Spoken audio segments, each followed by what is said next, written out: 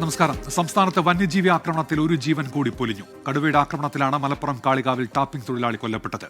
വലിയ പ്രതിഷേധത്തിന് പിന്നാലെ കടുവയെ മൈക്ക് വെടിവെക്കാനുള്ള നീക്കവുമായി വനം വകുപ്പ് മുന്നോട്ടു പോവുകയാണ്. നമ്മുടെ പ്രതിരോധ നടപടികൾ എവിടെയാണ് പാളുന്നത്? ന്യൂസ് ഈവനിംഗ് ചർച്ച ചെയ്യുന്നു. പ്രതിക്കൂട്ടിലോ വനം വകുപ്പ്?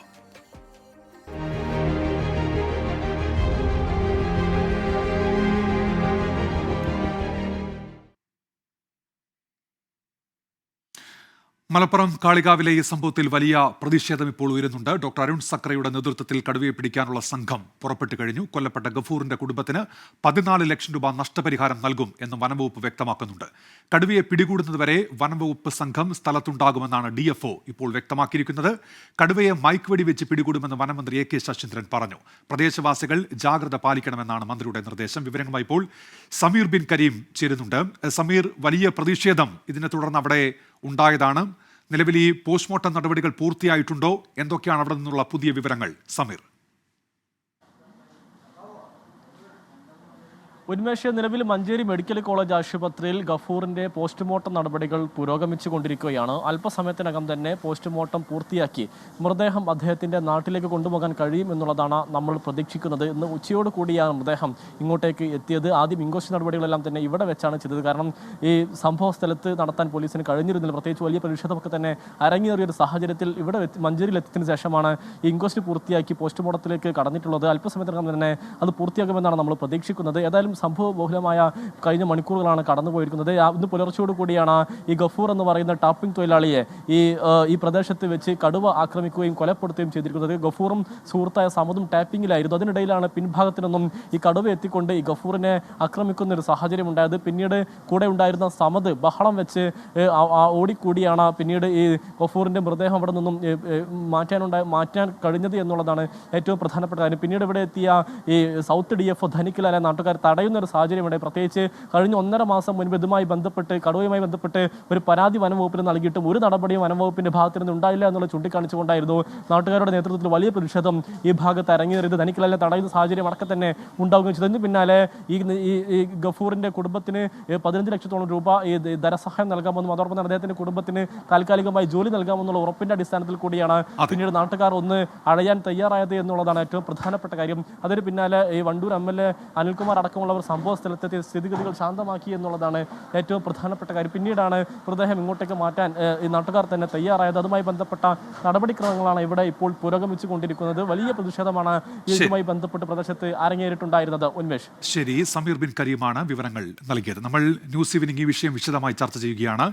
ACF ശ്രീ മുഹമ്മദ് അൻവർ, അതോടൊപ്പം തന്നെ വന്യമൃഗശല്യ പ്രതിരോധ ആക്ഷൻ കമ്മിറ്റിയുടെ chairman Shri TC Joseph, Alex Ozhukil, അദ്ദേഹം കിഫയുടെ സംസ്ഥാന പ്രസിഡന്റാണ്. ഒപ്പം ശ്രീ ജോജി K. അലക്സ്, ആ പ്രദേശവാസിയാണ്. ആദ്യം ശ്രീ ജോജി K. അലക്സിലേക്കാണ്. ശ്രീ ജോജി K. അലക്സ്, ഈ പ്രദേശമെന്ന് പറയുന്നത് സ്ഥിരമായി വന്യമൃഗ ഭീതി നിലനിൽക്കുന്ന ഒരു പ്രദേശമാണോ? ഇന്ന് രാവിലെ അവിടെ പ്രദേശവാസികളൊക്കെ പറയുന്നുണ്ടായിരുന്നു ഇത്തരത്തിലൊരു സാഹചര്യമുണ്ട്, പലതവണ അധികൃതരെ അറിയിച്ചതാണ്, ഒരു തരത്തിലുള്ള നടപടിയും ഉണ്ടായിട്ടില്ല എന്നുള്ള പരാതിയൊക്കെ രാവിലെ പ്രദേശവാസികൾ പറയുന്നുണ്ടായിരുന്നു. അത്തരത്തിൽ ഒരു ഭീതി നിലനിന്നിരുന്ന സ്ഥലമാണോ ശ്രീ ജോജി K. അലക്സ്? അതെ, ഇത് വണ്ടൂർ നിയോജക മണ്ഡലത്തിലെ കാളികാവ് പഞ്ചായത്തിലാണ് ഈ സംഭവം നടന്നത്. ഇതൊരു മലയോര മേഖലയാണ്. കാളികാവ്, കരുവാരകുണ്ട് പഞ്ചായത്തുകൾ തൊട്ടടുത്തടുത്ത് കിടക്കുന്ന പഞ്ചായത്തുകളാണ്. ഇവിടെ നിരന്തരമായി കാട്ടുപോത്ത്, അതുപോലെ തന്നെ ആന, കടുവ, പുലി ഇങ്ങനെയുള്ള മൃഗങ്ങളുടെ നിരന്തരമായ ശല്യമുള്ളതാണ്. ഇപ്പോൾ ഒരു 4 മാസം മുമ്പ് കരുവാരകുണ്ട് പഞ്ചായത്തിൽ ഇതേപോലെ കടുവ ഇറങ്ങുന്നത് ലൈവായി ലോകമാകെ കണ്ടതാണ്. എല്ലാവരും അതിൻ്റെ വീഡിയോ കണ്ടതാണ്. അന്ന് നിയമസഭ നടക്കുന്ന സമയമായതുകൊണ്ട് ബഹുമാന്യനായ വണ്ടൂർ MLA ശ്രീ AP അനിൽകുമാർ ഈ വിഷയം നിയമസഭയിൽ ഉന്നയിച്ച് അടിയന്തരമായി അവിടെ കൂടും അതുപോലെ തന്നെ ക്യാമറയും എല്ലാം വെച്ച് ആവശ്യമായ നടപടികൾ സ്വീകരിക്കണമെന്ന് വനം മന്ത്രിയോട് നേരിട്ട് തന്നെ ആവശ്യപ്പെട്ടതാണ്. പക്ഷേ ഈ നിമിഷം വരെ അതിന് ഒരു നടപടിയും ഉണ്ടായില്ല. ആ സംഭവം നടന്ന ആ കടുവയെ കണ്ട ആ പ്രദേശത്ത് നിന്ന് കേവലം 3 കിലോമീറ്ററിൻ്റെ ഉള്ളിലാണ് ഇന്ന് കടുവ ഗഫൂറിനെ ആക്രമിച്ച് കൊലപ്പെടുത്തിയത്. ഇത് നിരന്തരമായി ഫോറസ്റ്റിൽ നമ്മൾ അറിയിക്കുന്നതാണ്. ഇപ്പോൾ ഇന്ന് ഈ കടുവ ഗഫൂറിനെ കൊന്ന ആ സ്ഥലത്തുള്ള നിരന്തരം അവിടെ താമസിക്കുന്ന ആളുകൾ നിലവിൽ ഇവിടെ കാളികാവ് ഫോറസ്റ്റ് സ്റ്റേഷനിൽ 3 പരാതികൾ ഇപ്പോൾ കിടക്കുന്നുണ്ട്. ഒരു ആളുടെ വീട്ടിലെ 8 ആടുകളെ കടുവ പിടിച്ചു കൊണ്ടുപോയി. അതുപോലെ തന്നെ അവിടുത്തെ മറ്റ് കോഴി, അതേപോലെ തന്നെ നായ പോലെയുള്ള അവരുടെ വളർത്തു മൃഗങ്ങളെ ഇവിടെ നിന്ന് ഈ കടുവ പിടിച്ചു കൊണ്ടുപോയതാണ്. പക്ഷേ ഇപ്പോഴുള്ള DFO അല്ല, ഇതിന് മുമ്പുള്ള DFOയ്ക്ക് ഈ കടുവയുടെ കാൽപ്പാട് വരെ മൊബൈലിലെടുത്ത് കാണിച്ചു കൊടുത്തപ്പോൾ അദ്ദേഹം പറഞ്ഞത് ഇപ്പോൾ ആൾനാശമൊന്നും ഉണ്ടായിട്ടില്ലല്ലോ എന്ന് വളരെ ലാഘവത്തോടു കൂടിയാണ് അദ്ദേഹം ഇതിന് പ്രതികരണം കൊടുത്തത്. ഇപ്പോൾ ആൾനാശമുണ്ടായി, ആൾനാശമുണ്ടെങ്കിൽ ഇടപെടൂ എന്നുള്ള ഒരു അവസ്ഥയിലേക്ക് നമ്മുടെ ഫോറസ്റ്റ് ഉദ്യോഗസ്ഥന്മാർ മാറിയിരിക്കുകയാണ്. തന്നെയുമല്ല, എനിക്ക് 24 ചാനലിനോട് മറ്റൊരു കാര്യം പറയാനുള്ളത്, ഈ അടുത്ത കാലത്ത് കേരളത്തിലുണ്ടായ ഒരു പൊതു പ്രവണത എന്ന് പറയുന്നത്, എവിടെയെങ്കിലും കാട്ടുമൃഗങ്ങളുടെ ആക്രമണത്തിൽ ആരെങ്കിലും മരണപ്പെട്ടാൽ ഒരു 5 ലക്ഷം രൂപയും തൂക്കിപ്പിടിച്ച് വരികയാണ്. ഒരു മനുഷ്യജീവന് 5-10 ലക്ഷം കൊടുത്താൽ അത് എല്ലാം സോൾവായി എന്ന നിലയിലേക്ക് മറ്റ് പരിഹാരമാർഗങ്ങളൊന്നും വേണ്ട എന്ന ഒരവസ്ഥയിലേക്ക് പൊതുവെ ഫോറസ്റ്റ് ഡിപ്പാർട്ട്മെൻറ്റ് എത്തിയിരിക്കുകയാണ്. ഇത്തരത്തിലുള്ള ഒരു അവസ്ഥ ഈ അടുത്ത കാലത്തൊന്നും കേരളത്തിൽ ഉണ്ടായിട്ടില്ല എന്നതാണ് അനുഭവം വെച്ച് നമുക്കെല്ലാവർക്കും ബോധ്യപ്പെടുന്ന കാര്യം. ഗവൺമെൻറ് ഇതിന് അടിയന്തരമായി ഇടപെടുന്നില്ല. ശരി, താങ്കൾ തുടരുക, നമുക്കതിൽ നിന്ന് മറുപടി തേടേണ്ടതുണ്ട്. വനംവകുപ്പിലും താങ്കൾ തുടരുക, അത് വ്യക്തമാണ്. ശ്രീ മുഹമ്മദ് അൻവർ, അദ്ദേഹം ACF ആണ്.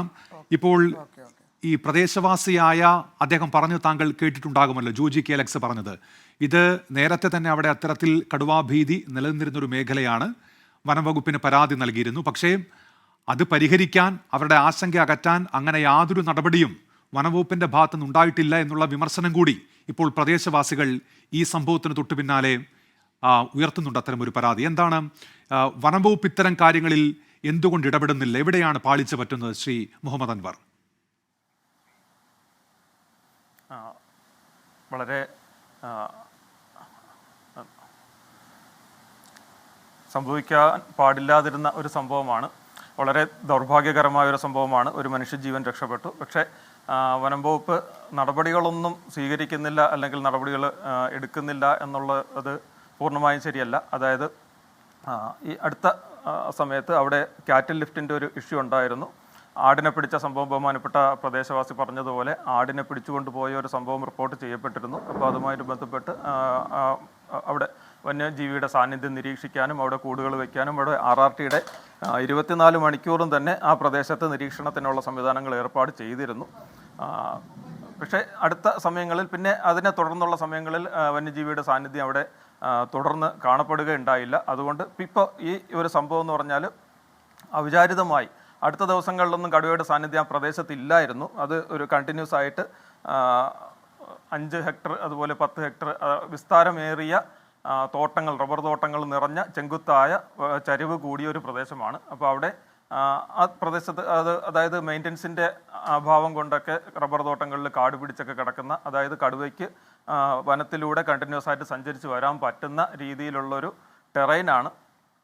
അടുത്ത ദിവസങ്ങളിൽ കഴിഞ്ഞ ആഴ്ചയിലോ അല്ലെങ്കിൽ കഴിഞ്ഞ ദിവസങ്ങളിലോ ഒന്നും കടുവയുടെ സാന്നിധ്യം ശ്രദ്ധയിൽപ്പെട്ടിരുന്നെങ്കിൽ കൂടുതൽ വളരെ ജാഗ്രതയോടുകൂടി തന്നെ നിരീക്ഷിക്കുകയും RRTയുടെ നിരന്തര സാന്നിധ്യം ഉണ്ടാവുകയും ചെയ്യുമായിരുന്നു. അതായത് വന്യജീവിയുടെ സാന്നിധ്യം ശ്രദ്ധയിൽപ്പെടുമ്പോഴും അത് റിപ്പോർട്ട് ചെയ്യപ്പെടുമ്പോഴും കൃത്യമായി അതിനെ കൂടുവയ്ക്കാനോ അതിനെ നിരീക്ഷിക്കാനോ ഒക്കെയുള്ള സംവിധാനങ്ങൾ ചെയ്യുന്നുണ്ട്. ഇപ്പോൾ തന്നെ ഈ സംഭവം അറിഞ്ഞത് ഉടനെ തന്നെ അവിടെ RRTയുടെ സാന്നിധ്യം ഉണ്ടായിട്ടുണ്ട്. വയനാട്ടിൽ നിന്നും മറ്റും കടുവയെ നിരീക്ഷിക്കുന്നതിനും കടുവയെ പിടികൂടുന്നതിനും പറ്റിയ വിദഗ്ധരുടെ സംഘം അങ്ങോട്ട് തിരിച്ചിട്ടുണ്ട്. ആനയെ ഉൾപ്പെടെ അവിടെ കൊണ്ടുവരുന്നതിനുള്ള സംവിധാനങ്ങൾ ചെയ്തിട്ടുണ്ട്. അപ്പോൾ അതുപോലെ RRT വനം വകുപ്പിൻ്റെ റാപ്പിഡ് റെസ്പോൺസ് ടീമുകൾ കേരളത്തിൽ എല്ലായിടത്തും ഇത് തന്നെയാണ്. 28ഓളം RRTകൾ 24 മണിക്കൂറും ജാഗ്രതയോടെ ഇത്തരത്തിലുള്ള വന്യജീവികൾ ഇറങ്ങുന്ന സ്ഥലങ്ങളിലൊക്കെ നിരീക്ഷണവും അതുപോലെ സാന്നിധ്യവും കൊണ്ട് ശ്രദ്ധിക്കുന്നുണ്ട്. പരമാവധി മനുഷ്യജീവനുകൾക്കോ അല്ലെങ്കിൽ വളർത്തുമൃഗങ്ങൾക്കോ ഒന്നും അപകടങ്ങൾ പറ്റാത്ത രീതിയിലുള്ള നിരീക്ഷണങ്ങളും ഞങ്ങൾ ചെയ്യുന്നുണ്ട്. എന്നിരുന്നാലും ഇത്തരത്തിൽ കൂടുതൽ ഇതുപോലുള്ള വനത്തോട് ചേർന്ന് കിടക്കുന്ന തോട്ടം മേഖലകളിലോ അല്ലെങ്കിൽ അത്തരത്തിലുള്ള പ്രദേശങ്ങളിലൊക്കെ അടിക്കാടുകൾ നീക്കം ചെയ്യുക എന്നുള്ളത് കഴിഞ്ഞ മാർച്ചിലാണ്, 2024 മാർച്ച് മാസത്തിലാണ് സർക്കാർ വന്യജീവികളുമായി ബന്ധപ്പെട്ട ഇത്തരത്തിലുള്ള അപകടങ്ങൾ പരമാവധി ഒഴിവാക്കുന്നതിന് വേണ്ടിയിട്ട് ഇത് ഒരു സംസ്ഥാന സവിശേഷ ദുരന്തമായി പ്രഖ്യാപിച്ചതും മറ്റ് പല വകുപ്പുകളുടെ സഹകരണത്തോടുകൂടി പല നടപടികൾ സ്വീകരിക്കുകയും ചെയ്തിട്ടുള്ളത്. അപ്പോൾ അതിൽ വളരെ പ്രധാനപ്പെട്ട ഒരു നിർദ്ദേശമായിരുന്നു വനത്തോട് ചേർന്ന് കിടക്കുന്ന സ്ഥലങ്ങളിൽ അല്ലെങ്കിൽ തോട്ടങ്ങളിൽ, ജനവാസം കുറഞ്ഞ സ്ഥലങ്ങളിലൊക്കെ വന്യജീവികളുടെ സാന്നിധ്യം ഉണ്ടാകാനുള്ള സാധ്യത ഉള്ളതുകൊണ്ട് തന്നെ അത്തരം സ്ഥലങ്ങളിൽ അടിക്കാടുകൾ നീക്കം ചെയ്യുകയും വന്യജീവികൾ വരാനോ അല്ലെങ്കിൽ വന്നു കഴിഞ്ഞാൽ കാട് പിടിച്ച് കിടക്കുന്ന സ്ഥലങ്ങളാണെങ്കിൽ അവിടെ തങ്ങാനോ കൂടുതൽ സമയം ചെലവഴിക്കാനോ ഒക്കെയുള്ള സാധ്യതയുണ്ട്. ഇതുപോലെ അതിരാവിലെ വെളിച്ചമില്ലാത്ത സമയങ്ങളിലൊക്കെയാണ് റബ്ബർ ടാപ്പിങ്ങിന് വേണ്ടി തൊഴിലാളികൾ പോകുന്നത്. ആ സമയത്ത് വെളിച്ചമില്ലാത്ത സമയത്ത് തന്നെ വളരെ ആക്റ്റീവായിരിക്കുന്ന ഇത്തരം ജീവികളൊക്കെ അവിടെ വന്നു പെട്ടിട്ടുണ്ടെങ്കിൽ ഇവരെ അറ്റാക്ക് ചെയ്യാനോ അല്ലെങ്കിൽ അപകടം പറ്റാനോ ഒക്കെയുള്ള സാധ്യതകളുണ്ട്. അത്തരം ജാഗ്രതാ നിർദ്ദേശങ്ങൾ നേരത്തെ കൊടുത്തിട്ടുള്ളതാണ്. തദ്ദേശ സ്വയംഭരണ സ്ഥാപനങ്ങൾ വഴിയും അല്ലെങ്കിൽ റവന്യൂ വകുപ്പ് വഴിയും ഈ തോട്ടം ഉടമകളോട് തന്നെ അത്തരത്തിലുള്ള അടിക്കാടുകൾ നീക്കം ചെയ്യാനൊക്കെയുള്ള നിർദ്ദേശങ്ങൾ കൊടുത്തിട്ടുണ്ടായിരുന്നു. അത്തരത്തിൽ നീക്കം ചെയ്യാത്ത സ്ഥലങ്ങളിൽ LSGയുടെ ഒരു മുൻകൈ എടുത്ത് തന്നെ അത്തരം കാട് പിടിച്ച് കിടക്കുന്ന സ്ഥലങ്ങളൊക്കെ തെളിച്ചിടുകയും വന്യജീവികളുടെ സാന്നിധ്യം അവിടെ നിന്ന് പൂർണ്ണമായി ഒഴിവാക്കുന്നതിനുള്ള നടപടികളൊക്കെ സ്വീകരിച്ചിട്ടുണ്ടായിരുന്നു, നിർദ്ദേശങ്ങളൊക്കെ കൊടുത്തിട്ടുണ്ടായിരുന്നു. അപ്പോൾ ഇനാക്റ്റീവാണ് അല്ലെങ്കിൽ കാര്യങ്ങളൊന്നും ചെയ്യുന്നില്ല എന്നുള്ള രീതിയിലല്ല, പക്ഷെ വളരെ ആക്റ്റീവായിട്ട് തന്നെ ഒത്തിരി. പക്ഷെ അങ്ങനെ പറയുമ്പോഴും ശ്രീ മുഹമ്മദ് അൻവർ, ഒരു കാര്യമുണ്ടല്ലോ, ഇപ്പോൾ ഈ ഒരു മേഖലയിൽ ഒരു വന്യജീവി ആക്രമണം ഉണ്ടായാൽ അല്ലെങ്കിൽ വന്യജീവിയുടെ സാന്നിധ്യം ഉണ്ടായാൽ അവിടുത്തെ ജനങ്ങൾ, അത് അവിടെ താമസിക്കുന്ന ആളുകൾക്കാണ് അതിൻ്റെ ആശങ്ക. അവർ അങ്ങനെ ഭീതിതമായൊരു സാഹചര്യത്തിൽ കഴിയേണ്ടി വരിക. സ്വാഭാവികമായും അവരുടെ ആശങ്ക പരിഹരിക്കണം. അങ്ങനെ ഒരു വന്യജീവിയുടെ സാന്നിധ്യം ഉണ്ടായാൽ ആ വന്യജീവി അവിടെ നിന്ന് മാറി അല്ലെങ്കിൽ ആ ഭീതി പൂർണ്ണമായി പരിഹരിച്ചു, അത് ഉറപ്പുവരുത്തേണ്ടത് വനംവകുപ്പല്ലേ? അത്തരമൊരു സംവിധാനമുണ്ടോ? എങ്ങനെയാണ് അവിടെ ഈ വന്യജീവി ഭീതി ഇല്ലാത്ത ഒരു സ്ഥിതിയിലേക്ക് കാര്യങ്ങൾ എത്തിയെന്ന് വനംവകുപ്പ് എന്തിൻ്റെ അടിസ്ഥാനത്തിലാണ് വിലയിരുത്തുക? മറ്റൊന്ന്, താങ്കൾ ഇപ്പോൾ ഈ സൂചിപ്പിച്ച മുൻകരുതൽ നടപടികൾ, അത് നിർദ്ദേശം കൊടുക്കുക എന്നതിനപ്പുറം അതൊക്കെ പ്രാവർത്തികമായിട്ടുണ്ടോ എന്നത് ഉറപ്പുവരുത്തേണ്ടതും ആരാണ് ശ്രീ മുഹമ്മദ് അൻവർ? വിവിധ ഡിപ്പാർട്ട്മെൻറ്റുകളാണ് അതിൻ്റെ ഒരു അത് നടപ്പിലാവുന്നുണ്ട് എന്നുള്ള സംഗതി ഉറപ്പുവരുത്തേണ്ടത്. വനംവകുപ്പ് മാത്രമല്ല, തദ്ദേശ സ്വയംഭരണ സ്ഥാപനങ്ങളും റവന്യൂ വകുപ്പും ഡിസാസ്റ്റർ മാനേജ്മെൻറ്റ് അതോറിറ്റിയും ഇതുപോലെ ഇതൊരു വകുപ്പിൻ്റെ മാത്രം പ്രവർത്തനം എന്നുള്ള രീതിക്കുള്ളുപരി പ്രദേശവാസികളായ സഹോദരങ്ങളൊക്കെ വളരെയധികം ഞങ്ങളെ സഹായിക്കുന്നുണ്ട്.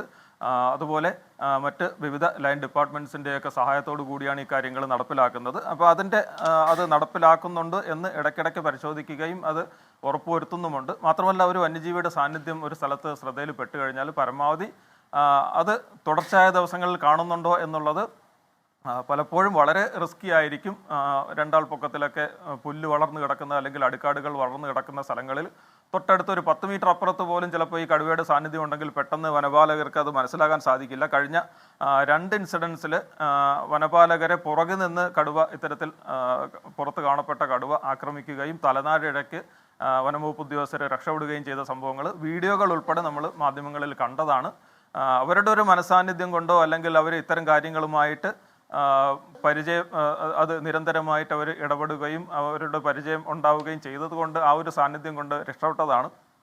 പെട്ടെന്ന് കയ്യിലുണ്ടായിരുന്ന ഷീൽഡ് എടുത്ത് കുറുകെ പിടിച്ചതുകൊണ്ട് മാത്രം കടുവയുടെ അടിയേൽക്കാതെയും അല്ലെങ്കിൽ കഴുത്തിൽ കടിയേൽക്കാതെയും രക്ഷപ്പെട്ടതാണ്. അപ്പോൾ ഇത്രയും റിസ്ക് എടുത്തിട്ടാണ് വനപാലകർ ആ പ്രദേശവാസികളുടെ ജീവനും സ്വത്തിനും ഒക്കെ സുരക്ഷ ഉറപ്പുവരുത്തുന്നതിന് വേണ്ടി ഈ വന്യജീവിയുടെ സാന്നിധ്യം നിരീക്ഷിക്കാനും അതിനെ അവിടെ നിന്ന് തുരത്തി ഓടിക്കാനും ഒക്കെ വേണ്ടി ശ്രമിക്കുന്നത്. ശരി.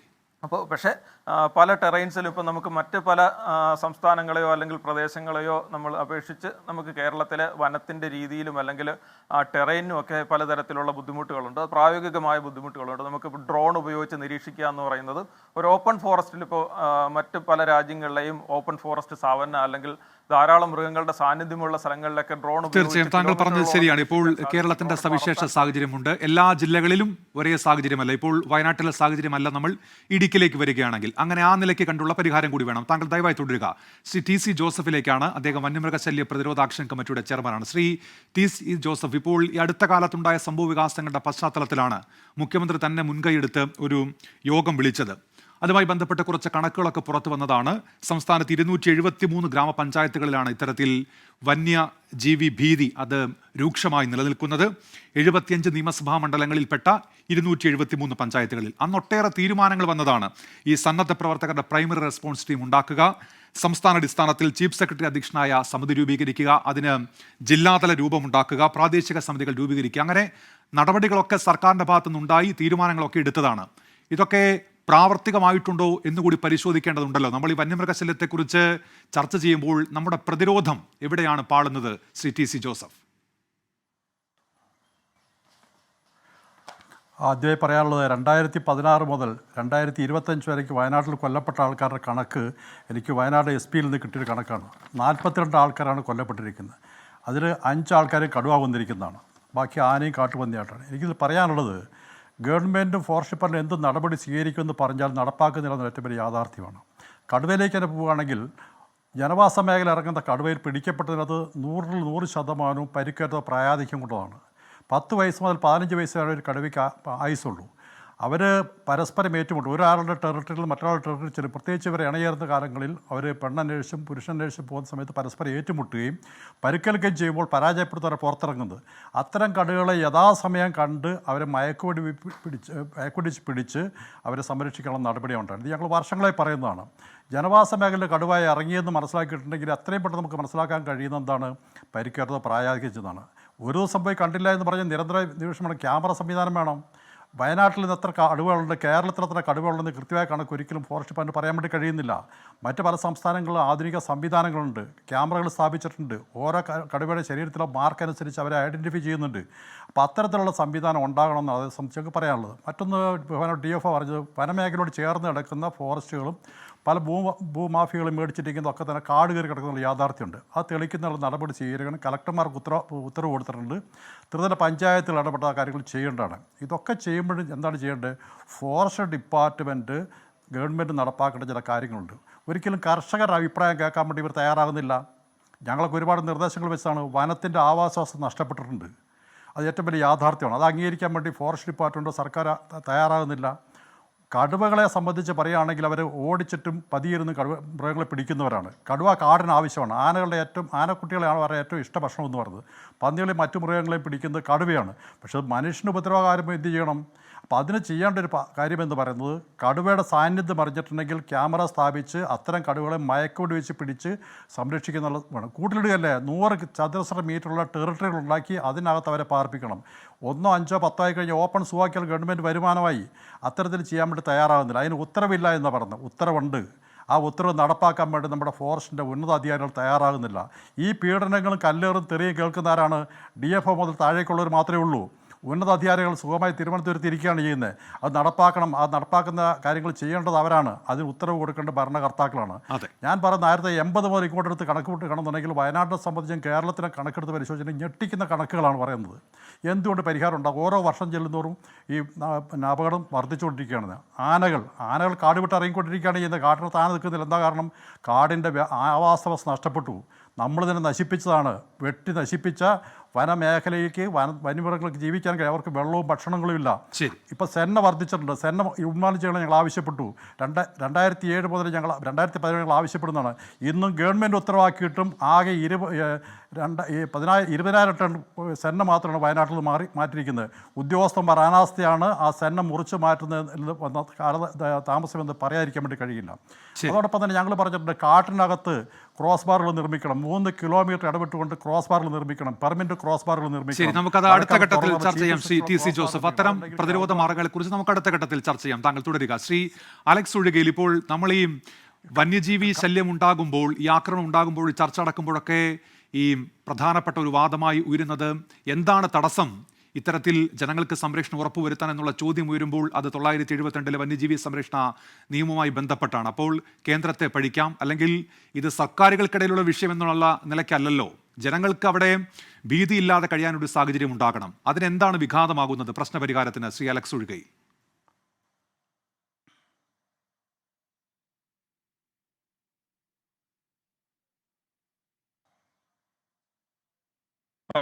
ഉന്മേഷ്, അടിസ്ഥാനപരമായിട്ട് ഇത് ഇന്ന് ലോകം തന്നെയാണ്. കാരണം നിലമ്പൂർ സൗത്ത് DFO ധനിക് ലാലിന് രേഖാമൂലം പരാതിക്കായി ഈ വർഷം മാർച്ച് 14 ഈ പ്രദേശത്ത് കരുവാരക്കുണ്ട് കാളികാവ് ചോക്കാട് മേഖലയിൽ കടുവ ഇറങ്ങി ആടിനെ പിടിക്കുന്നു, അങ്ങനെയുള്ള വിഷയങ്ങളുണ്ടെന്ന് പറഞ്ഞ് രേഖാമൂലം പരാതി കൊടുത്താണ്. അദ്ദേഹവും അദ്ദേഹത്തിന്റെ ടീമും വന്ന് നോക്കിയിട്ട് കടുവ പറമ്പിൽ നിന്ന് ഓടിപ്പോകുന്ന നേരിട്ട് കണ്ട ദൃസാക്ഷിയാണ്. അന്ന് അദ്ദേഹം പറഞ്ഞൊരു കാര്യമുണ്ട്, ആടിനെ അല്ലേ പിടിച്ചുള്ളൂ, മനുഷ്യനെ പിടിക്കട്ടെ അപ്പൊ നോക്കാമെന്നാ DFO പറഞ്ഞത്. നാട്ടുകാരോട് ചോദിച്ചാൽ മതി, കൃത്യമായിട്ട് ഈ മൊഴി തരാൻ തയ്യാറുള്ള നാട്ടുകാർ അവിടെ ഉണ്ട്. അപ്പൊ ACF എന്ന് പറഞ്ഞിരിക്കുന്ന അദ്ദേഹം ഏത്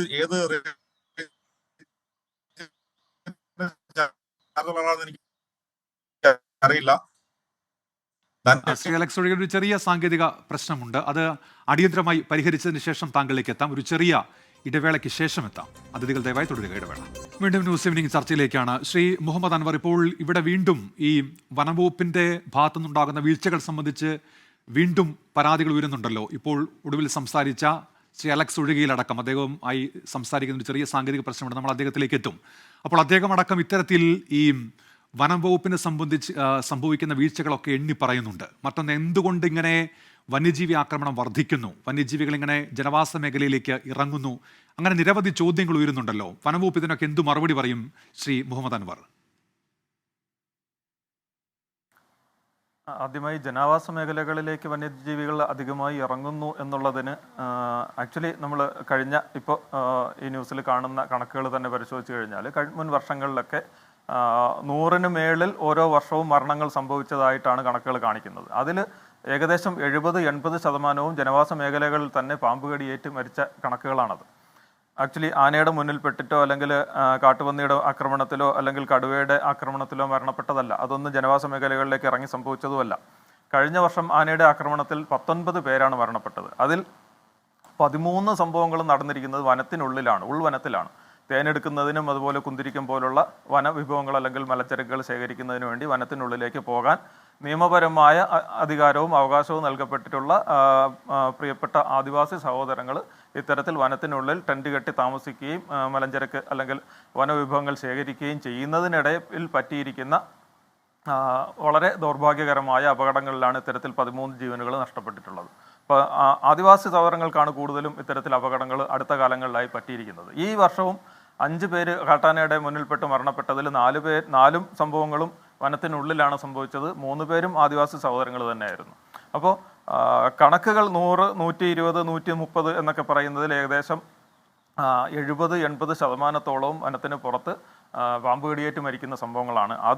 അത് സംഭവിക്കുന്നത് ഒരു വന്യജീവി ആക്രമണം എന്നുള്ള കാറ്റഗറിയിൽ ഉൾപ്പെടുത്തിയിരിക്കുന്നത്. അതിന് വനം വകുപ്പ് അത് ഷെഡ്യൂൾഡ് ആണ്. വന്യജീവി സംരക്ഷണ നിയമത്തിൻ്റെ ഷെഡ്യൂളിൽ ഉൾപ്പെട്ട ജീവികളാണ്.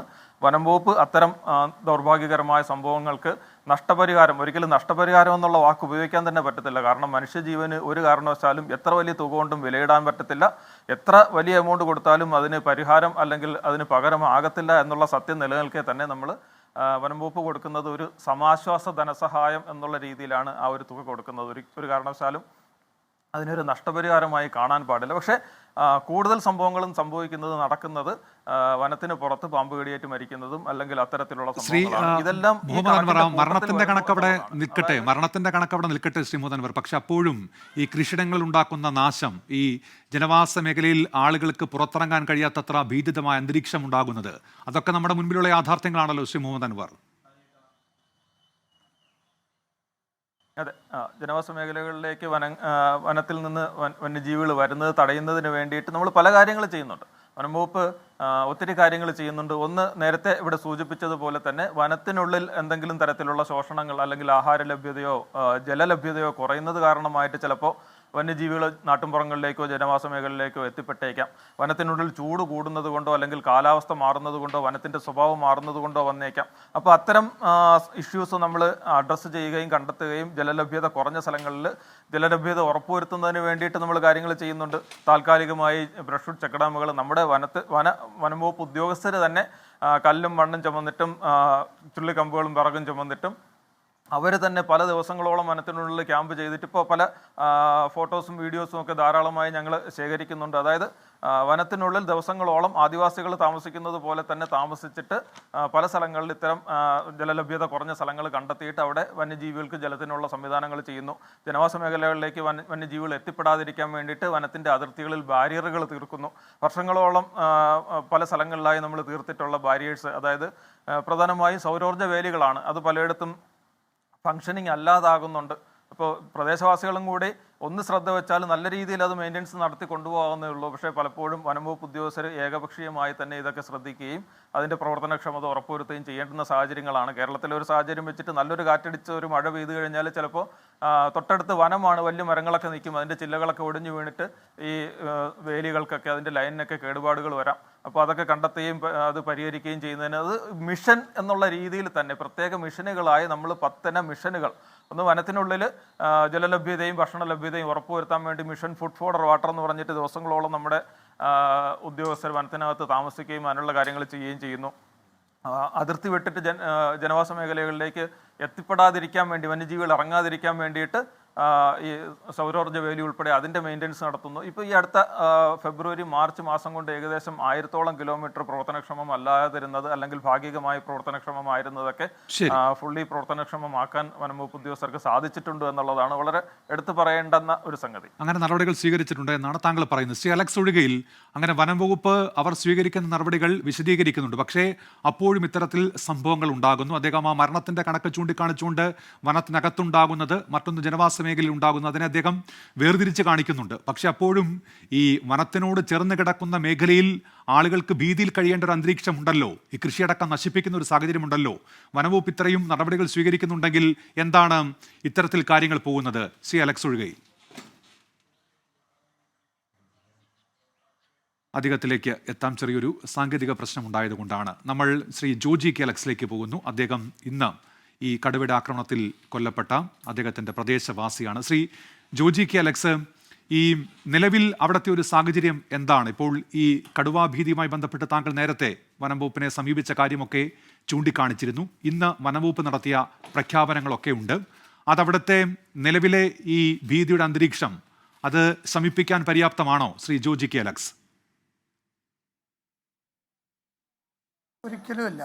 ഇവിടെ CCF അവാസ്തവമായ ചില കാര്യങ്ങൾ സൂചിപ്പിക്കുകയുണ്ടായി. ഇവിടെ അടിയന്തരമായി ഇങ്ങനെ അറിയുമ്പോൾ ഫോറസ്റ്റ് അതിൽ ഇടപെടുന്നുണ്ട് എന്നാണ് പറഞ്ഞത്. ഇവിടെ നമ്മൾ മനസ്സിലാക്കേണ്ടത്, ഞാൻ നേരത്തെ സൂചിപ്പിച്ചു, ഇന്ന് ഈ സംഭവം ഉണ്ടായത് നിന്ന് ഒരു 3 കിലോമീറ്റർ അപ്പുറത്താണ് തൊട്ട് ഒരു 4 മാസം മുമ്പ് കടുവ ഇറങ്ങിയത്. ഞങ്ങളുടെ സംശയം ആ കടുവ തന്നെയാണ് ഇത് എന്നാണ്. അന്ന് അത് വീഡിയോ എടുത്ത് DFO നേരിട്ട് കണ്ടതാണ്. DFO വന്ന് നിന്ന് ഈ കടുവ നടന്നു പോകുന്നത് രാത്രിയല്ല, പകല് നട്ടുച്ചയ്ക്ക് കണ്ടതാണ്. ഇതേ സമയത്ത് MLA നിയമസഭയിൽ വനമന്ത്രിയോട് നേരിട്ട് ഈ വിഷയം അവതരിപ്പിക്കുകയും ചെയ്തു. ഈ സമയം വരെ അവിടെ ഒരു കൂട് വെച്ചിട്ടില്ല. സത്യത്തിൽ കൂട് വെച്ച് ആ കടുവയെ പിടിച്ചിരുന്നുവെങ്കിൽ ആ കടുവ ആയിരിക്കാം ഇന്ന് മനുഷ്യനെ കൊല്ലുമായിരുന്നില്ല. അതേപോലെ തന്നെ ഇതേ കരുവാരകുണ്ട് പഞ്ചായത്തിൽ ഷാജഹാൻ എന്ന് പറയുന്ന ഞങ്ങളുടെ ഒരു സഹോദരനെ കാട്ടുപോത്ത് പട്ടാപ്പകൽ കുത്തിക്കൊന്നു. എന്ത് നടപടിയാണ് എടുത്തത്? ഈ പറയുന്ന ഈ പ്രഖ്യാപനങ്ങൾ മാത്രമേ ഉള്ളൂ. ഈ അടുത്ത കാലത്ത് കേരളത്തിൽ നടക്കുന്നത് പോലെ വന മേഖലയിൽ താമസിക്കുന്നവർ ഇത്ര ആശങ്കയിൽ കഴിഞ്ഞ ഒരു കാലഘട്ടം ഉണ്ടായിട്ടുണ്ടോ? എനിക്ക് ഈ സന്ദർഭത്തിൽ മറ്റൊരു കാര്യം കൂടി സന്ദർഭോചിതമായി സൂചിപ്പിക്കാൻ ആഗ്രഹിക്കുകയാണ്. ഇന്ന് ഈ സംഭവം ഉണ്ടായ പ്രദേശം കംപ്ലീറ്റ് തോട്ട മേഖലയാണ്, റബ്ബർ എസ്റ്റേറ്റാണ് ധാരാളം, അതേപോലെ തന്നെ കവുങ്ങും തോട്ടങ്ങളുമാണ് ഉള്ളത്. ഇന്ന് ഈ സംഭവം ഉണ്ടായതിനു ശേഷം ഇപ്പോൾ കാളികാവ് അങ്ങാടിയിൽ ടാപ്പിംഗ് തൊഴിലാളികൾ 100 കണക്കിന് വരുന്ന ടാപ്പിംഗ് തൊഴിലാളികൾ പ്രതിഷേധ പ്രകടനം നടത്തുക. നാളെ മുതൽ അവരെങ്ങനെ തോട്ടത്തിൽ പോകും? നാളെ എങ്ങനെ അവരവരുടെ കുട്ടികളെ പോറ്റും? ഇവരൊരു 5 ലക്ഷം രൂപ കൊണ്ട് മരിച്ച ഒരാളുടെ കുടുംബത്തിൽ കൊണ്ട് കൊടുത്താൽ എല്ലാമായി എന്ന നിലയിൽ നിൽക്കുകയാണ്. ഇവിടെ മനസ്സിലാക്കേണ്ടത്, ഇതിന് വനം മന്ത്രിക്ക് ഉത്തരവാദിത്തമല്ലേ, സംസ്ഥാന മുഖ്യമന്ത്രിക്ക് ഉത്തരവാദിത്തമല്ലേ? നേരത്തെ CCF പറഞ്ഞു 2-3 ഡിപ്പാർട്ട്മെൻറ്റുകൾ കൂടണം. ആരാ കൂടേണ്ടത്? നാട്ടുകാരാണ് വിളിച്ചു കൂട്ടേണ്ടത്. ഞങ്ങൾ കാളികാവ് പഞ്ചായത്ത് നാളെ അടിയന്തരമായി എല്ലാ 3-4 ഡിപ്പാർട്ട്മെൻറ്റിലെ ഉദ്യോഗസ്ഥന്മാരെ പഞ്ചായത്ത് വിളിച്ചു ചേർത്തിരിക്കുകയാണ്. ഞാൻ ഇവിടുത്തെ ബ്ലോക്ക് പഞ്ചായത്ത് മെമ്പറായിരുന്നു. ഈ മേഖലയെക്കുറിച്ച് വളരെ കൃത്യമായി അറിഞ്ഞുകൊണ്ടാണ് പറയുന്നത്. ഒരു ഇടപെടലും നടത്തുന്നില്ല. വളരെ ലാഘവത്തോടു കൂടിയാണ് ഇത്തരം വിഷയങ്ങളെ ഇവർ കാണുന്നത്. അതുകൊണ്ട് ഗവൺമെൻറ്റിനോട് പറയാനുള്ളത്, മരിച്ച ആളുടെ കുടുംബത്തിന് നഷ്ടപരിഹാരം കൊടുത്താൽ മാത്രം പോരാ. ഈ ഇന്നത്തെ കാലത്ത് 10 ലക്ഷം രൂപ കൊണ്ട് എന്ത് നേടും എന്നാണ് പറയുന്നത്? ഒരു മനുഷ്യൻ്റെ ഈ ഇന്ന് മരിച്ച ഗഫൂറിന് 3 ചെറിയ കുട്ടികളാണുള്ളത്. അതിൽ 2 പെൺകുട്ടികളാണ്, ഒരു ആൺകുട്ടിയും. ആ കുടുംബം അനാഥമായില്ലേ? ഇന്നിവിടെ ഞങ്ങൾ DFOയെ തടഞ്ഞു വെച്ചത് കൊണ്ടാണ് ഡെപ്യൂട്ടി കളക്ടറും DFOയും രേഖാമൂലം ഞങ്ങൾക്കൊരു ഉറപ്പ് തന്നത് ഈ കുടുംബത്തിൽ ഒരാൾക്ക് താൽക്കാലിക ജോലി കൊടുക്കാം, അതേപോലെ തന്നെ 10 ലക്ഷം രൂപയിൽ 5 ലക്ഷം നാളെ കൊടുക്കാമെന്ന്. ഈ അടുത്ത കാലത്ത് നിങ്ങൾ മനസ്സിലാക്കേണ്ടത് ഈ 10 ലക്ഷം പ്രഖ്യാപനമല്ലാതെ എത്ര ആൾക്കത് കിട്ടിയിട്ടുണ്ട്? കേന്ദ്ര ഗവൺമെൻറ് കൊടുക്കുന്ന ഈ 5 ലക്ഷം പിറ്റേ ദിവസമോ 4 ദിവസം കഴിയുമ്പോൾ കൊടുക്കും. പിന്നെ ആരെങ്കിലും അറിഞ്ഞു നോക്കുന്നുണ്ടോ? താൽക്കാലിക ജോലി എന്ന് പറയുന്നത് ഫോറസ്റ്റ് വാച്ചറോ അല്ലെങ്കിൽ ഏതെങ്കിലും ഒരു ഓഫീസിലെ ഒരു താൽക്കാലിക അറ്റൻഡറോ ഒക്കെയാണ് കൊടുക്കുന്നത്. 2 ലക്ഷം പിൻവാതിൽ നിയമനം നടത്തിയ സർക്കാരാണിത്. പിൻവാതിൽ നിയമനം നടത്തിയ സർക്കാർ ഈ പാവപ്പെട്ട മരിച്ച ആളുകളുടെ കുടുംബത്തിന് എന്തേ പെർമനൻ്റ് ആയിട്ട് ജോലി കൊടുത്താൽ? അപ്പോൾ ഇതൊക്കെ ഇത്ര മതി എന്ന ഒരു തോന്നൽ, വനമേഖലയിൽ ജീവിക്കുന്നവർ വെറും മൃഗങ്ങളാണ് എന്ന തോന്നൽ ഭരിക്കുന്നവർക്ക്, അവർക്ക് സഞ്ചരിക്കാൻ വലിയ സെക്യൂരിറ്റി, 100 കണക്കിന് വണ്ടികളും ആവശ്യമൊക്കെ ഉണ്ടല്ലോ. ഈ വനമേഖലയിൽ താമസിക്കുന്നവർക്ക് എന്ത് സെക്യൂരിറ്റിയാണ് നിങ്ങളൊക്കെ കൊടുക്കുന്നത്? അതുകൊണ്ട് ഞങ്ങൾ ഇതൊരു താക്കീതായി പറയുകയാണ്. കരുവാരകുണ്ട്, കാളികാവ്, ചോക്കാട് ഈ മേഖലയെല്ലാം വനമേഖലകളാണ്. അടിയന്തരമായ ഒരു വിഷയമുണ്ട്. ഇപ്പോൾ ഇവിടെ മുഴുവൻ ചാനലുകാരും കുങ്കിയാനകൾ വരുന്നത് നോക്കിയിരിക്കുകയാണ്. എന്ത് സഡൻ ആക്ഷനാണ്. ഒരാൾ മരിക്കുമ്പോൾ എന്തോ ഒരു ആവേശമാണ്. അപ്പോൾ തന്നെ വരിക, കുറേ ക്യാമറയും കുറേ വാർത്തയും, അത് കഴിഞ്ഞാൽ പോവല്ലേ. ഒരാൾ മരിക്കുമ്പോൾ ഒന്ന് ഇടപെട്ടാൽ പോരെ. മരിക്കുന്നതിന് മുമ്പ് അതുപോലെ CCF മറ്റൊരു കാര്യം പറഞ്ഞു, ഇടക്കാടുകൾ വെട്ടാത്ത നമ്മുടെ മലയോര മേഖലയിലെ കൃഷിക്കാരൻ ജാഗ്രത കാണിക്കുന്നില്ല എന്ന്. ഞാൻ മനസ്സിലാക്കുന്നത് അതിലൂടെ ഈ CCF വനമേഖലയോട് ചേർന്ന് കിടക്കുന്ന മേഖലകൾ, തിരുവനന്തപുരത്ത് CCFൻ്റെ ഓഫീസിൽ AC റൂമിലിരിക്കുന്ന നിങ്ങൾ സത്യത്തിൽ സത്യാവസ്ഥ തിരിച്ചറിയുന്നില്ല എന്ന്. ഇപ്പൊ റബ്ബറിന് കുഴപ്പമില്ലാത്ത വിലയുള്ളത് കൊണ്ട് കേരളത്തിലെ മുഴുവൻ വന മേഖലയോട് ചേർന്ന് കിടക്കുന്ന പ്രദേശങ്ങളിലും റബ്ബർ മുതലാളിമാർ അവരുടെ തോട്ടങ്ങളിൽ കാട് വെട്ടിത്തെളിയിച്ചിട്ടുണ്ട്. ഒരു തടസ്സവുമില്ല. അങ്ങനത്തെ ന്യായവാദങ്ങൾ പറഞ്ഞ് ഇതിനെ ലാഘവത്തോടു കൂടി കാണരുത് എന്നാണ് ഞങ്ങൾക്ക് പറയാനുള്ളത്. താങ്കൾ ക്യാമറയും തൂക്കി മാധ്യമങ്ങൾ വരുന്നതിനെ കുറിച്ചാണ് സൂചിപ്പിച്ചതെങ്കിൽ മാധ്യമങ്ങൾ വരണ്ട എന്നാണോ താങ്കൾ ഉദ്ദേശിച്ചത്? അല്ലല്ല, ഞാൻ പറഞ്ഞത് ഇവിടെ വന്ന് അവരെ സ്വാഗതം ചെയ്യാണ്. അവരൊക്കെ മഹേഷായാലും പ്രശാന്തായാലും ബിപിനായാലും അതൊക്കെ എൻ്റെ വ്യക്തിപരമായ സുഹൃത്തുക്കളാണ്. അവർ വന്നതിനെ സർവാത്മന സ്വാഗതം ചെയ്യാണ്. ഇന്ന് രാവിലെ മുതൽ ഭക്ഷണം പോലും ഇല്ലാതെ അവരിവിടെ നിൽക്കുകയാണ്. ഞാൻ അവരെ അല്ല പറഞ്ഞത്, അവർ ഈ വരുന്നത് നോക്കിയത് ന്യൂസ് ചെയ്യാൻ വേണ്ടി നിൽക്കുക. ശരി, അതിലൊരു വ്യക്തത വരുത്തിയതാണ്. താങ്കൾ തുടരുക. ശരി, താങ്കൾ തുടരുക. TC ജോസഫ്, ഇപ്പോൾ ഈ വനംവകുപ്പ് സ്വീകരിക്കുന്ന നടപടികൾ നേരത്തെ ശ്രീ മുഹമ്മദ് അൻവർ വിശദീകരിച്ചതാണ്. ഈ RRT സംവിധാനം നമുക്കുണ്ട്, പക്ഷെ അത് പര്യാപ്തമാണോ ഈ വന്യജീവി ഭീതി നിലനിൽക്കുന്ന മേഖലകളിൽ ഒട്ടാകെ നിരീക്ഷണത്തിന് എന്നുള്ള ചോദ്യം ഒരു ഭാഗത്ത് നിൽക്കുന്നുണ്ട്. മറ്റൊന്ന്, ഈ പ്രതിരോധ സംവിധാനങ്ങൾ ഇപ്പോൾ നിലനിൽക്കുന്ന അതേ രീതിയിൽ തന്നെ പോയാൽ മതിയോ? അതും ഒരു ചോദ്യമായി ഉയരുന്നുണ്ടല്ലോ തുടർച്ചയായി ഇത്തരത്തിൽ സംഭവങ്ങൾ ഉണ്ടാകുമ്പോൾ. ശ്രീ TC ജോസഫ്,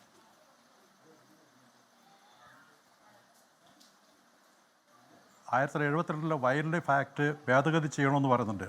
അതേ വൈൽഡ് ലൈഫ് ആക്ടിൽ തന്നെ നടപടി സ്വീകരിക്കാവുന്ന നടപടി സ്വീകരിക്കുന്നില്ല. അതിൽ പ്രത്യേകം പറയുന്നു, ബഹുമാനപ്പെട്ട DFOയോട് എനിക്ക് ചോദിക്കാനുള്ളത്, വൈൽഡ് ലൈഫ് ആക്ടിനകത്ത് ഷെഡ്യൂൾ 1, 2ൽപ്പെട്ട മൃഗങ്ങൾ മനുഷ്യനെ സ്ഥിരമായി കൊല്ലുകയോ സ്ഥിരം ശല്യപ്പെടുത്തുകയോ ചെയ്യുകയാണെങ്കിൽ, കൃഷി നശിപ്പിക്കുകയാണെങ്കിൽ ഉപാധികളുടെ കൊല്ലാമെന്ന് എഴുതിയിട്ടുണ്ട്. 2, 3, 4 ഷെഡ്യൂൾപ്പെട്ട മൃഗങ്ങൾ മനുഷ്യനെ കൊല്ലുകയോ കൃഷി നശിപ്പിക്കുകയോ ചെയ്തിട്ടുണ്ടെങ്കിൽ ഉപാധികളില്ലാതെ കൊല്ലാമെന്ന് പറയുന്നുണ്ട്. അങ്ങനെ ഒരു നിയമം ഉണ്ടോ ഇല്ലെന്ന് ബഹുമാനപ്പെട്ട DFO അതിന് മറുപടി തരണം.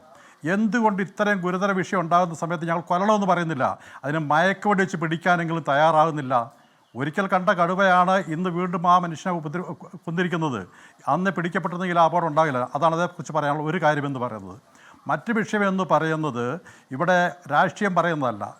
1980 മുതലാണ് ഇങ്ങോട്ടേക്ക് വന്യമൃഗശല്യത്തിൻ്റെ കണക്ക് ഞങ്ങൾ ശേഖരിക്കുന്നത്. ഏത് രാഷ്ട്രീയ പാർട്ടി ഭരിക്കുന്ന കാലഘട്ടത്തിലും വന്യമൃഗശല്യം രൂക്ഷമായി കൊണ്ടിരിക്കുന്നത് യാതൊരു തർക്കവുമില്ല.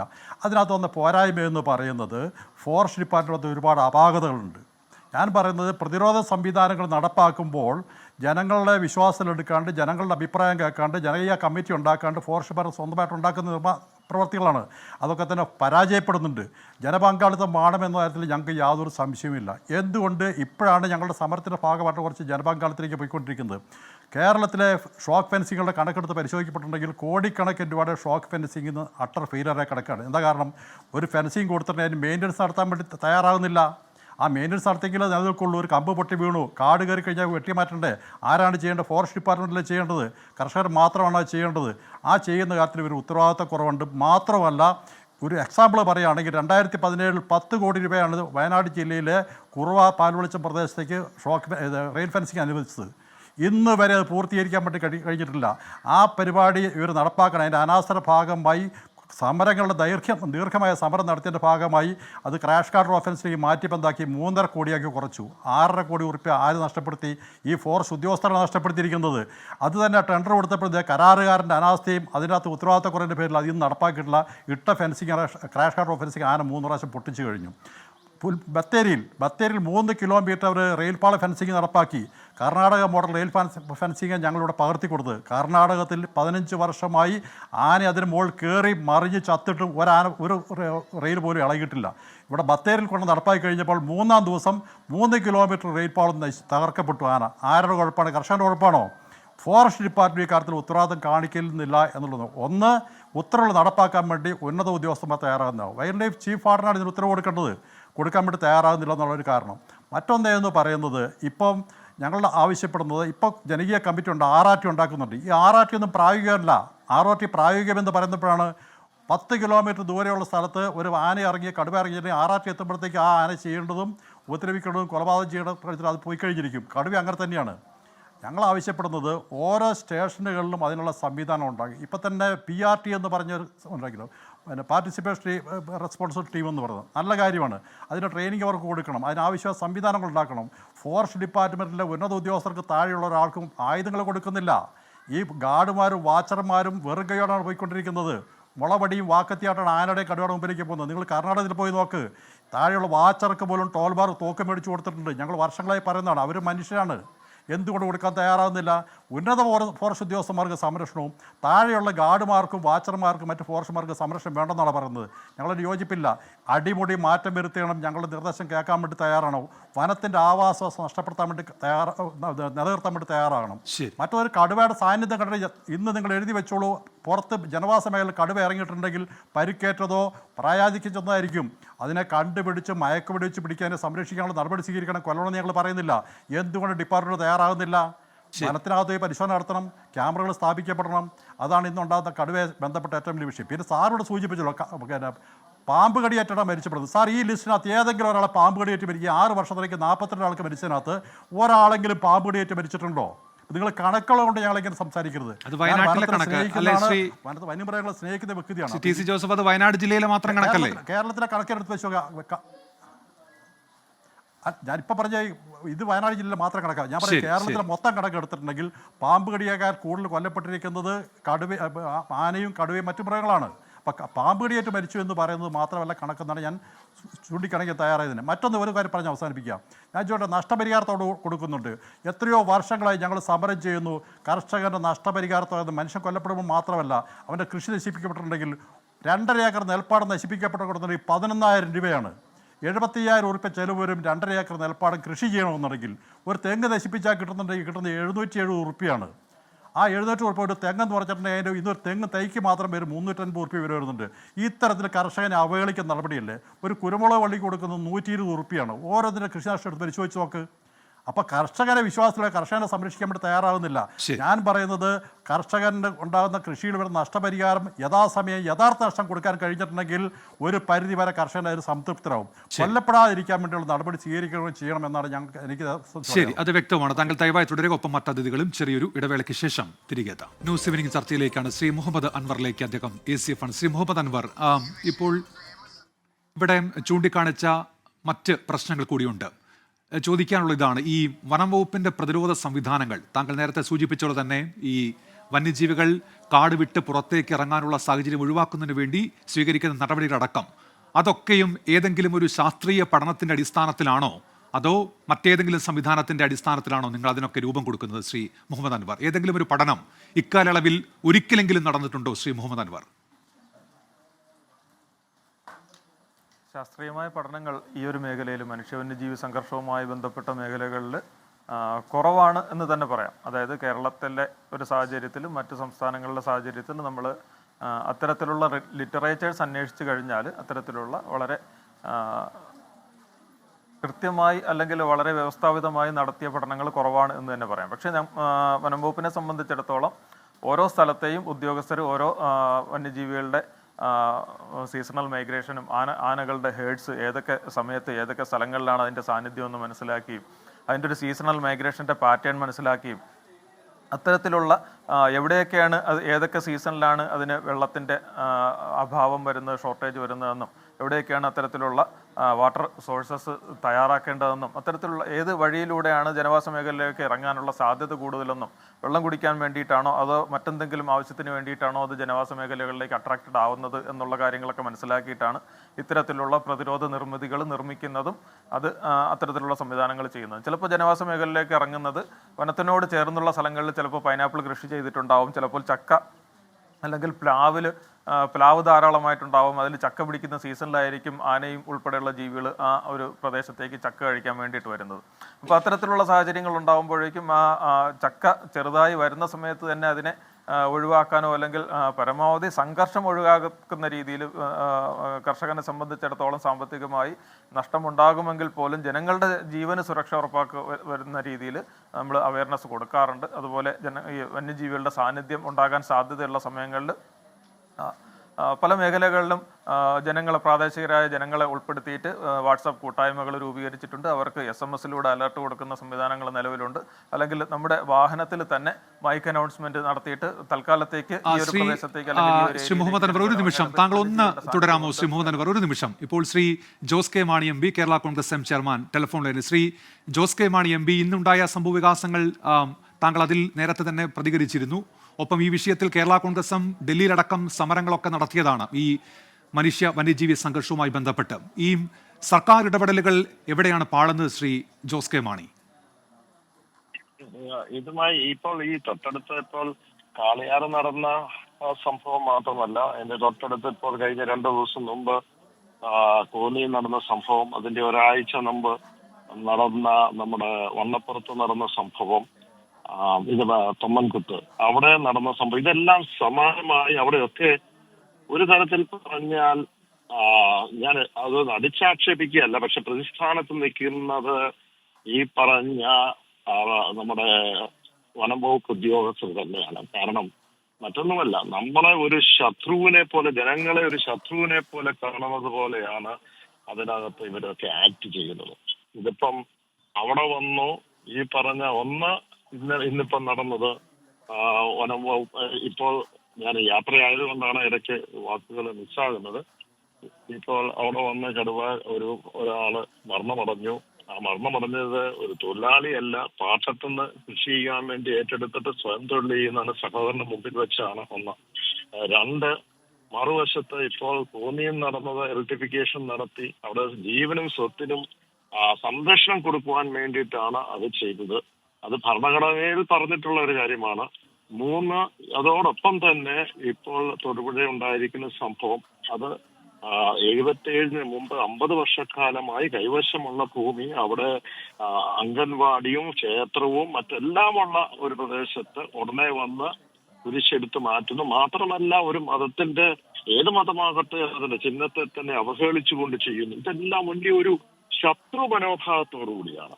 അപ്പോൾ ഒരു കാര്യമുള്ളത്, അങ്ങനെയാണെങ്കിൽ ഒരു കാര്യമുള്ളത്, ഈ പറയുന്ന വന്യമൃഗത്തിനെ ആ വനത്തിനകത്ത് അതിനെ നിലനിർത്തുവാനായിട്ടുള്ള ഉത്തരവാദിത്വം വനവകുപ്പിനുണ്ട്.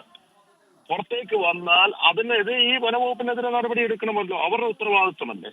എന്തിനാണ് ജനങ്ങൾക്കെതിരെ കുറ്റപ്പെടുക? അപ്പോൾ ഇവിടെ 2 കാര്യങ്ങളുള്ള. നിയമപരമായി ഞങ്ങള് ഡൽഹിയിൽ പോയി, അവിടെ പോയി നമ്മുടെ വനവകുപ്പ് മന്ത്രിയെ കണ്ടപ്പോൾ ഒരു കാര്യം പറഞ്ഞത്, അവിടെ ട്രെഞ്ച് കുഴിക്കുന്നതോ കോമ്പൻസേഷൻ കൊടുക്കുന്നതോ ആ കാര്യങ്ങളൊക്കെ വേറെയാണ്. പക്ഷെ അതിനപ്പുറത്തേക്ക് ഒരു കാര്യമുള്ള നിയമത്തിലുള്ള ഒരു കാര്യമാണ്. ആ നിയമത്തിൽ പറയുന്നത് 11(2) പറയുന്നത് വന്യമൃഗം പുറത്തേക്ക് വന്നാൽ നമ്മളെല്ലാവരും പറയുന്ന കാര്യം തന്നെയാണ്, സ്വയം രക്ഷയ്ക്ക് വേണ്ടി നമുക്ക് ഈ പറയുന്ന വന്യമൃഗത്തിനെ നമുക്ക് കീഴ്പ്പെടുത്താൻ കൊല ചെയ്യാവുന്നതാണ്. പക്ഷേ അതിനകത്ത് ഇപ്പോൾ നടക്കുന്ന എന്തെന്ന് ചോദിച്ചാൽ ആ നിയമത്തിനെ മിസ്യൂസ് ചെയ്യുവാണ്. എങ്ങനെയാണ് മിസ്യൂസ് ചെയ്യുന്നത്?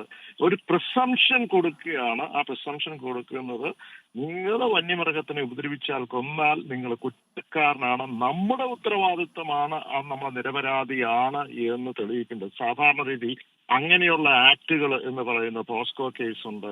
ഇപ്പോൾ കൈവശം മയക്കുമരുന്ന് വെച്ചാൽ ഉടനെ കുറ്റക്കാരനാണ് ശിക്ഷിക്കപ്പെടാം. അതോടൊപ്പം തന്നെ നമ്മുടെ അങ്ങനെയുള്ള കേസുകൾ വരുമ്പോൾ ജാതിപ്പേര് വിളിച്ചാൽ ഇങ്ങനെ 2-3 കേസ് മാത്രമേ ഉള്ളൂ.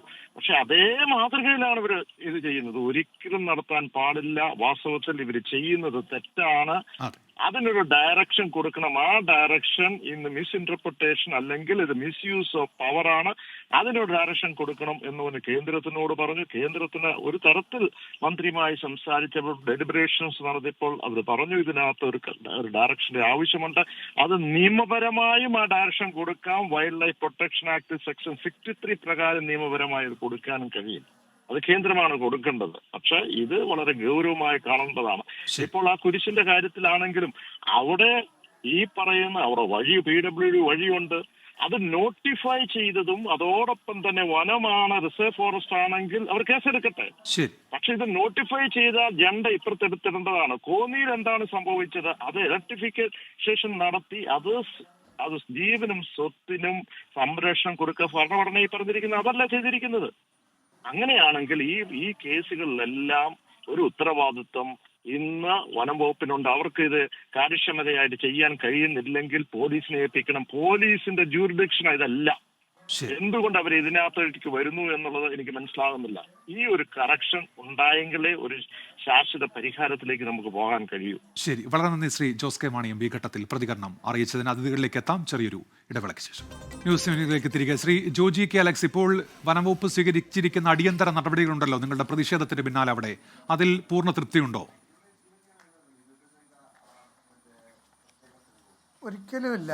കാരണം ഇതുപോലെയുള്ള പല ഓഫറുകളും പലപ്പോഴും തരുന്നതാണ്.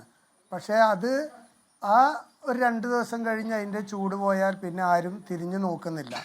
അതിൻ്റെ ഒരു മോണിറ്ററിങ് പിന്നെ ഉണ്ടാകുന്നില്ല. ഇപ്പോൾ മറ്റൊന്ന് സൂചിപ്പിക്കാനുള്ളത്, ഇവിടെ ഈ ഫെൻസിങ്ങിന് വേണ്ടിയിട്ട് സർക്കാർ പലപ്പോഴും കോടിക്കണക്കിന് രൂപ ചെലവഴിക്കാറുണ്ട്. നേരത്തെ അതിവിടെ സൂചിപ്പിച്ചു. ഇവിടെ വനമേഖലയിൽ വന്ന് നോക്കിയാൽ അറിയാം, ഈ ഫെൻസിങ്ങിന് വേണ്ടി ഉപയോഗിക്കുന്ന അതിൻ്റെ കാലുകളുണ്ട്. അത് ചെറുത് ഒരു കുരങ്ങ് വന്ന് തട്ടിയാൽ പോകുന്ന രീതിയിലാണ് ഈ കാലുകൾ. അതൊരു വേണ്ടത്ര രീതിയിൽ സേഫ്റ്റി ആയിട്ടല്ല വെക്കുന്നത്. അത് ഉണ്ടാക്കുന്ന സമയത്ത് വേണ്ടപ്പെട്ട ഫോറസ്റ്റിൻ്റെ ഉന്നത ഉദ്യോഗസ്ഥന്മാർ വന്ന് ഇതൊന്ന് പരിശോധിക്കണ്ടേ? അതിൻ്റെ ക്വാളിറ്റി പോരാ എങ്കിൽ അത് അപ്പം തന്നെ അവർ തിരുത്തി കൊടുക്കേണ്ടത്. ഇതൊന്നുമില്ല. ഫണ്ട് അനുവദിക്കുക, ഫെൻസിങ് വെക്കുക, അത് 2 ദിവസം കഴിയുമ്പോൾ അത് പോവുക, പിന്നെ ആ മേഖലയിലേക്ക് ആരും തിരിഞ്ഞു നോക്കാതിരിക്കുക. അതുകൊണ്ട് ഇത്തരത്തിൽ ഇതിനെ ഒന്നും ലാഘവത്തോടു കൂടി കാണരുത്. ശരി, ഗൗരവ സ്വഭാവത്തിൽ ഇടപെടൽ വേണമെന്നാണ് താങ്കൾ പറയുന്നത്. അത് സമയക്കുറവ് കൊണ്ടാണ് ഇടപെടുന്നത്. TC ജോസഫ്, ഈ ചർച്ച നമ്മൾ കൺക്ലൂഡ് ചെയ്യുമ്പോൾ താങ്കൾക്ക് കൂട്ടിച്ചേർക്കാനുള്ള കാര്യങ്ങൾ. ഞങ്ങളെ സംബന്ധിച്ച് പറയാനുള്ളത്, ഒന്ന്, വനത്തിൻ്റെ ആവാസവ്യവസ്ഥ പുനഃസ്ഥാപിക്കണം. അതിനകത്ത് അധിനിവേശ സസ്യങ്ങൾ പറിച്ചു മാറ്റം നിർബന്ധമായും അതിന് ഫണ്ട് വകയിരുത്തിയിട്ടുണ്ട്. നടപ്പാക്കാൻ വേണ്ടി ഡിപ്പാർട്ട്മെൻറ്റ് തയ്യാറാകണം. വിവിധ ഡിപ്പാർട്ട്മെൻറ്റിലെ കോർഡിനേഷൻ ഇതിനകത്ത് ഉണ്ടാകണമെന്ന കാര്യത്തിൽ യാതൊരു തർക്കവുമില്ല. ഇത്തരം കാര്യങ്ങൾ എടുക്കുന്ന സമയത്ത് ഇതിൻ്റെ തീരുമാനമെടുക്കാനുള്ള അധികാരം ആർക്ക് കൊടുക്കണം? വയനാട് അതാത് ജില്ലാ കളക്ടർമാർ കൊടുക്കണം. ഇത് ഒരു CCFൽ മാത്രം നിക്ഷിപ്തമായിരിക്കുന്ന നിയമം അല്ലെങ്കിൽ നടപടിയാണ് ഇതിന് ഏറ്റവും വലിയ തെറ്റ് എന്ന് പറയുന്നത്. അപ്പോൾ അത് മാറ്റം വരുന്നുണ്ട്. അതാത് ജില്ലകളിലെ ത്രിതല പഞ്ചായത്തുകളുടെ ഭാരവാഹികളും ജനപ്രതിനിധികളും ഉൾപ്പെടുന്ന കമ്മിറ്റി ഉണ്ടാക്കുകയും അടിയന്തര ഘട്ടങ്ങളിൽ തീരുമാനമെടുക്കാനുള്ള അധികാരം ആർക്ക് വിട്ടുകൊടുക്കണം? ജില്ലാ കളക്ടർമാർക്ക് വിട്ടുകൊടുക്കണം. അതാണ് ഞങ്ങളെ സംബന്ധിച്ച് നിർദ്ദേശിക്കാനുള്ളത്. മറ്റൊന്ന് എന്ന് പറഞ്ഞിട്ടുണ്ടെങ്കിൽ ഇവിടെ ഫെൻസിങ്ങിനെ കുറിച്ച് പറഞ്ഞു. ആ ഫെൻസിങ്ങിനെ കുറിച്ച് പറയുകയാണെങ്കിൽ ജനപങ്കാളിത്തമുള്ള ഫെൻസിങ് നിർമ്മിക്കണം എന്ന കാര്യത്തിൽ യാതൊരു തർക്കവുമില്ല. അതിൻ്റെ മെയിൻ്റനൻസിനുള്ള ഫണ്ട് കൊടുക്കാൻ വേണ്ടി തയ്യാറാകണം. ഒരു കാര്യം ചൂണ്ടിക്കുക, ഈ ഫണ്ട് ഇത് മെയിൻ്റനൻസ് ഇത് ഷോക്ക് ഫെൻസിങ് എന്ന് പറഞ്ഞിട്ടുണ്ടെങ്കിൽ ഞങ്ങളൊക്കെ സ്വകാര്യ വ്യക്തികൾ ചെയ്യുന്ന ഫെൻസിങ് ഞങ്ങൾ 14-16 പാൾസ് വരെ കൊടുക്കുന്നുണ്ട്. പക്ഷേ ഇവർ കൊടുക്കുന്നത് 9 മുതൽ 10 വരെയാണ്. അതിൽ പറഞ്ഞ ആനയ്ക്ക് പൊള്ളുമെന്നാണ് പറഞ്ഞിരിക്കുന്നത്. എന്തോ ഒരു വിഡ്ഢിത്തരമാണ് ഇത് പറയുന്നത്. ഞങ്ങൾ അനുഭവത്തിൽ ചൂണ്ടി എൻ്റെ ഷോക്ക് ഫെൻസിങ്ങിൽ വന്ന് ആന തട്ടിയിട്ട് ആന നിലവിളിച്ച് പോകുന്നു. ഒരാനയും ചത്തിട്ടില്ല. ശരി, അത്തരം മാറ്റങ്ങൾ വേണമെന്നാണ് താങ്കൾ പറയുന്നത്. ശ്രീ മുഹമ്മദ് അൻവർ, ഈ പറഞ്ഞ രീതിയിലുള്ള ഒരു തിരുത്തലുകൾ, ഒപ്പം ഈ അധികാരത്തിന്റെ ഒരു വികേന്ദ്രീകരണം, ജില്ലാ തലങ്ങളിലേക്ക് അതിന്റെ മാറ്റൽ, ഈ പ്രതിരോധ സംവിധാനത്തിൽ, അതൊക്കെ സാധ്യമാണോ വനംവകുപ്പിൽ? ശ്രീ മുഹമ്മദ് അൻവർ. സാധ്യമാണ്, ഉറപ്പായും സാധ്യമാണ്. കാരണം അത് ഓൾറെഡി ഇപ്പോൾ തന്നെ അത് നിലവിലുണ്ട്. ജില്ലാ തലത്തിൽ ബഹുമാനപ്പെട്ട അതാത് ജില്ലയിലെ കളക്ടർമാരുടെ കളക്ടർ ചെയർപേഴ്സൺ ആയിട്ടുള്ള ജില്ലാതല സമിതിയുണ്ട്. മനുഷ്യവന്യജീവി സംഘർഷത്തെപ്പറ്റി ചർച്ച ചെയ്യുന്നതിനും തീരുമാനങ്ങൾ എടുക്കുന്നതിനും പ്രാദേശിക സമിതികളുണ്ട്. അതുപോലെ ജനജാഗ്രതാ സമിതികളുണ്ട്. അതുപോലെ ബഹുമാനപ്പെട്ട മുഖ്യമന്ത്രി നേരിട്ട് റിവ്യൂ ചെയ്യുന്ന അനുവദിക്കോ? ഇല്ലല്ലോ. കളക്ടർക്ക് അധികാരമുണ്ടോ? ഒരു ആനയോ കടുവയോ മയക്കുവെടി വെക്കാൻ അധികാരം കളക്ടർക്കുണ്ടോ? ഇല്ലല്ലോ. അതെന്താ നിങ്ങൾ മിണ്ടാത്തത്? അതിന് വന്യജീവി സംരക്ഷണ നിയമത്തിന്റെ സെക്ഷൻ 11(1)(a)യും (b)യും പ്രകാരമുള്ള അധികാരങ്ങൾ അതിന് അധികാരമുള്ള ഉദ്യോഗസ്ഥർക്ക് മാത്രമേ അതിന് ഉത്തരവ് നൽകാൻ സാധിക്കുകയുള്ളൂ. അപ്പോൾ അത് ആ അധികാരം കളക്ടർക്ക് ഇല്ല. അത് ചൂണ്ടിക്കാണിച്ചത് സാർ, 1, 2 ഷെഡ്യൂൾപ്പെട്ട മൃഗങ്ങൾ മനുഷ്യനെ കൊല്ലുകയാണെങ്കിൽ അതിനെ കൊല്ലാമെന്നുള്ള ഉത്തരവ് അതിനകത്തുണ്ടല്ലോ സാർ, നടപ്പാക്കാത്തത്. 1, 2 ഷെഡ്യൂൾപ്പെട്ട മൃഗങ്ങൾ മനുഷ്യനെ സ്ഥിരമായി കൊല്ലുകയോ കൃഷി നശിപ്പിക്കുകയോ ചെയ്യുകയാണെങ്കിൽ അതിനെ കൊല്ലാമെന്നുള്ള വകുപ്പുണ്ടല്ലോ. അദ്ദേഹം മറുപടി പറയട്ടെ. ഷെഡ്യൂൾ 1-ൽപ്പെട്ട മൃഗങ്ങൾ ഷെഡ്യൂൾ 1-ൽപ്പെട്ട ജീവികൾ മനുഷ്യ ജീവന് ഭീഷണിയായി കഴിഞ്ഞാൽ അതിനെ പിടികൂടി സ്ഥലത്ത് നിന്ന് മാറ്റുക. അതല്ലെങ്കിൽ അതിനെ അത് പരിഹരിക്കാൻ പറ്റാത്ത രീതിയിൽ അല്ലെങ്കിൽ അതിനെ ചികിത്സിച്ച് ഭേദമാക്കാൻ പറ്റാത്ത രീതിയിൽ അതിന് രോഗമായി പോവുകയോ അല്ലെങ്കിൽ മനുഷ്യ ജീവന് വളരെ അപകടകരമായ രീതിയിൽ ജനവാസ മേഖലകളിൽ എത്തിപ്പെടുകയോ ചെയ്യുന്ന പക്ഷം മാത്രം അത് നിയമത്തിൽ അങ്ങനെ പറഞ്ഞിരുന്നെങ്കിൽ തന്നെയും അത് കൂടാതെ നിയമത്തിന് പുറമെ NTCA നാഷണൽ ടൈഗർ കൺസർവേഷൻ അതോറിറ്റിയുടെ ഗൈഡ് ലൈൻസ് ഉണ്ട്, SOP ഉണ്ട്, സ്റ്റാൻഡേർഡ് ഓപ്പറേറ്റിംഗ്. ശരി, സമയക്കുറവും കൊണ്ടാണ് ഇടപെടുന്നത്. ഏതായാലും അത്തരത്തിൽ തിരുത്തൽ വരത്തട്ടെ. ഇനിയൊരു ജീവൻ കൂടി സംസ്ഥാനത്തെ വന്യജീവി ആക്രമണത്തിൽ പൊലിയാതിരിക്കട്ടെ. വളരെ നന്ദി. Shri Muhammad Anwar ACF, Shri TC Joseph, Shri Alex Ozhikayil, Shri Joji കേലസ് പ്രതികരിച്ചതിന്. ന്യൂസ് ഈവനിംഗ് ചർച്ച പൂർത്തിയാവുകയാണ്. ഇനി ഹോട്ട് ന്യൂസാണ്. S വിജയകുമാറും സോനാജറിയും ചേരും. നമസ്കാരം.